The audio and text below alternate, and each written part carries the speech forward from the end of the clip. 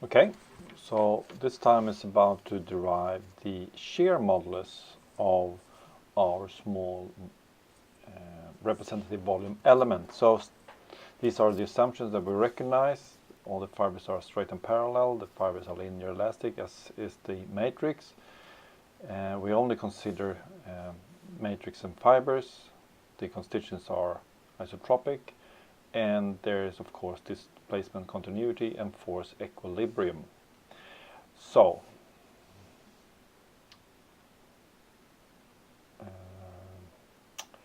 take this layer away and we consider this.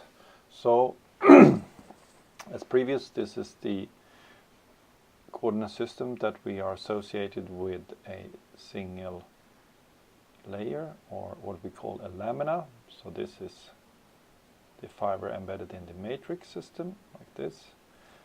And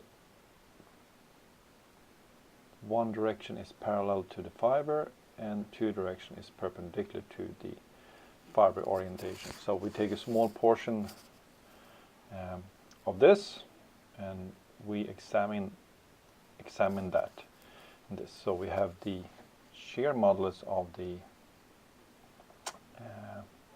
matrix, and we have the shear modulus of the fiber, like that. So if we now apply a shear stress, so tau 1, 2, on this small representative volume element, like this,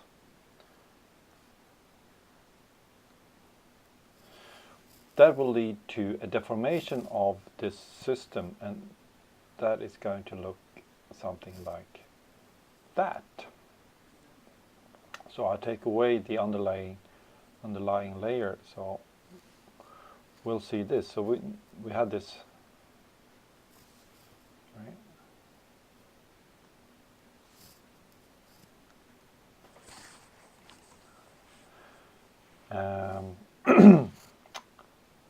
We have this shear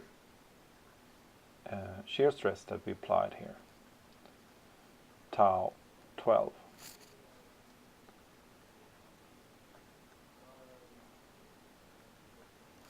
And that will give us some deformation of the matrix, and we call that deformation gamma m and gamma f, of course.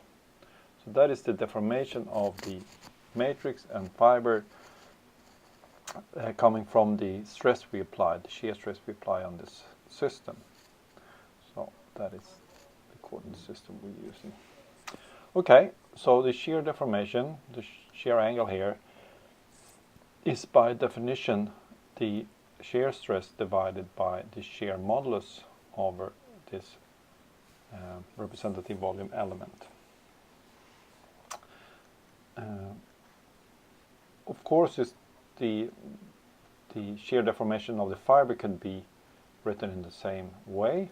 That is the shear stress in the fiber divided by the shear modulus of the fiber.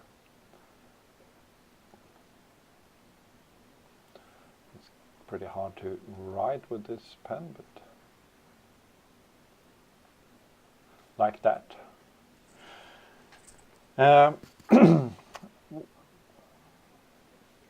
And the deformation here, the total deformation of this system, delta, that is of course the shear deformation or the shear angle times the thickness or the height of this system, like that.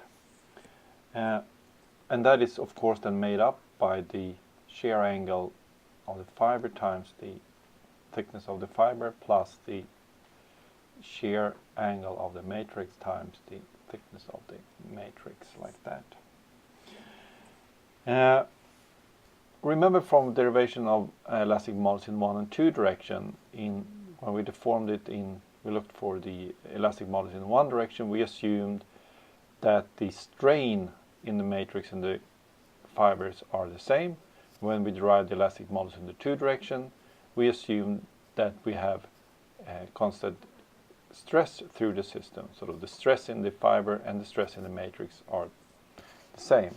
Here it's the same as for the elastic models in two direction. The shear stress working on the system is of course the same shear stress as is working on the fiber and on the matrix, like that.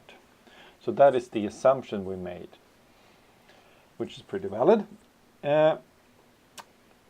So if we now remember that we rather work with the volume fraction of fibers or constituent, we can do like this instead. The volume fraction I is the height of that over the total height. So that is volume fraction. Fiber is the height of the fiber or thickness of the fiber divided by the total thickness. So that is how we denote the volume fraction. That means that we can take away or rewrite this as a volume fraction rather than specific height and modulus, height of fiber and matrix. So we plug this in here, and that goes in there, and that goes in there. So then we have the shear stress divided by G12 equals, and that one goes into there, and then this is replaced by the volume fraction, of course. So that is the shear stress in the fibers divided by the shear modulus of the fiber times the volume fraction of the fiber, plus shear stress matrix over shear modulus of matrix times the volume fraction of the matrix. But we also said that the shear stress is equal in the two constituents, so that means that we can actually cross these out, and we arrive at an expression that we recognize from the derivation of the elastic modulus in two direction. So that is the volume fraction over G12 fiber plus volume fraction matrix over G12 matrix. So, and you should recognize this diagram. So G12 here is of course a function between G matrix and G12 fiber. So here is 100% fiber. So that is volume fraction fiber. And this is not a linear function, as you can see, but it looks something like that. Okay, that was the derivation of the shear modulus in the plane. Thank you.